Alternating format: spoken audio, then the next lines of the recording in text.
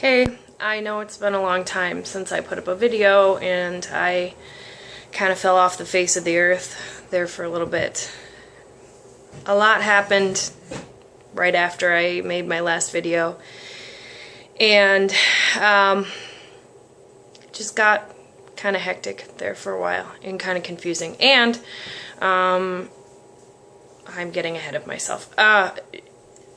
Shortly after making my last video where I talked about doing my first imaginal therapy session, which was very stressful and difficult, but I seemed like I was hanging in there. At least I thought I did. I had my first pseudo-seizure in a really long time. And for those of you who don't know what that is, it looks kind of like a seizure. There's uncontrollable muscle movements, and it's very scary for people to see, but you don't lose consciousness during it, and it's not epileptic. There's no damage to the brain. My understanding is that it's completely psychological. It's not necessarily that I'm faking it or doing it for attention, but I become overwhelmed and I lose control of my body. And the first time it happened to me, I was in high school, and it scared the crap out of me. But I've kind of gotten used to them over time, and I can feel when one's coming on, and I will try to isolate myself, find somewhere safe to be so I don't hurt myself. But over the years, I've had a couple different experiences where I couldn't be alone, and it happened anyway, and the few couple people that have observed it were extremely alarmed. And it was very uncomfortable for them. It was very embarrassing for me. And so it's not something that I usually talk about with anyone. And this time it happened in front of my mother, who had never seen it before. And she handled it pretty well. Afterwards I told her that I didn't need to go to the hospital. I needed to tell my therapist about it. I went back to my therapist and told her about it, and she said, okay, well, if it happens again, we're going to have to stop therapy. There's a couple different criteria that, if I meet those criteria, then we're forced to stop therapy, at least for a certain amount of time. So, I didn't really want to make a video at that time. I wasn't really sure what was going on. Everything was up in the air.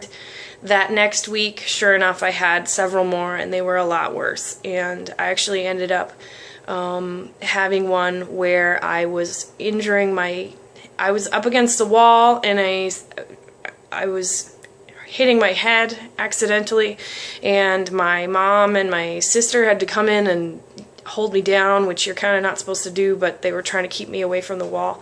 So it was scary, and I was really frustrated and, to be honest, kind of mortified. It wasn't something that I wanted my whole family to see. So at that point, my next therapy session, it was determined that I needed to stop exposure therapy and take, I think it was 2 to 3 months off and work on coping skills. And I thought, okay, well, I need to make a video about this at some point and explain, because my series of videos is supposed to be about going through this therapy, which this didn't have to be the end.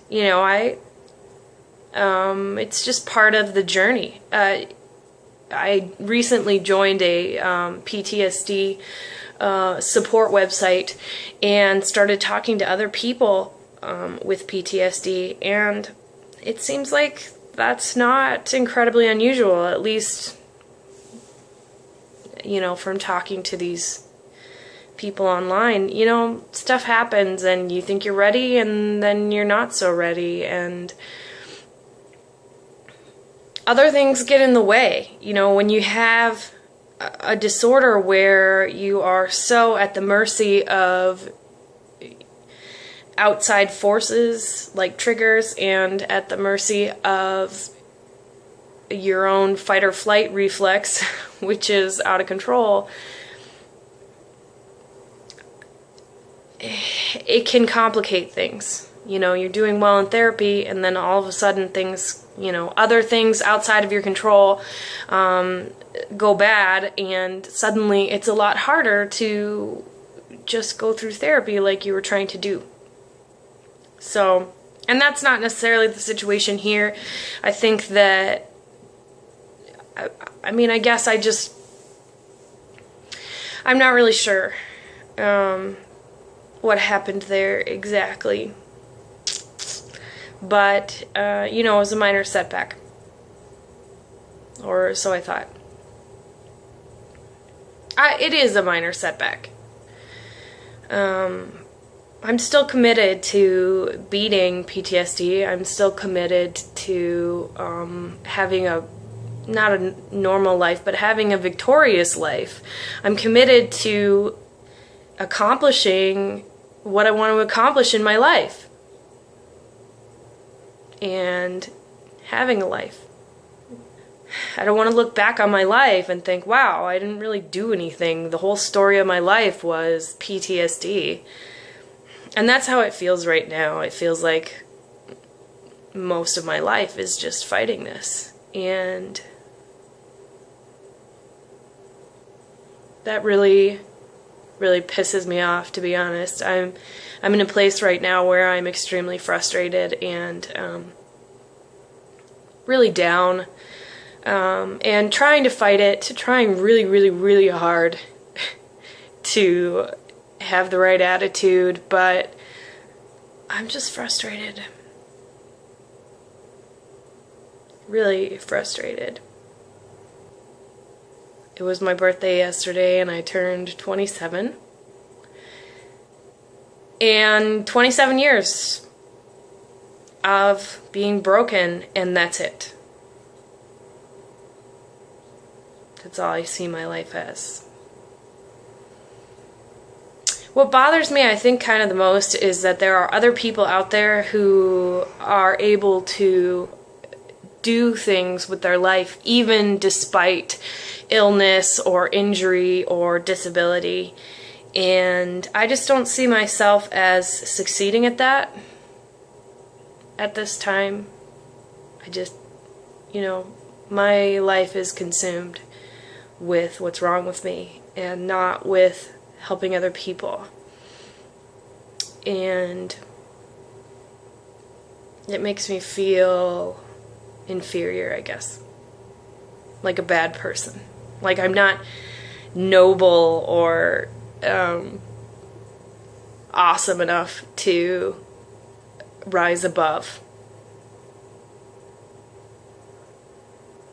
So I still have more to tell, but this video is getting pretty long. This is probably a good end to this particular video, and I'll post another one shortly and let you know the rest of kind of what's going on with me. Thanks for watching. Thanks for being here with me and being a part of this, and I'll talk to you later.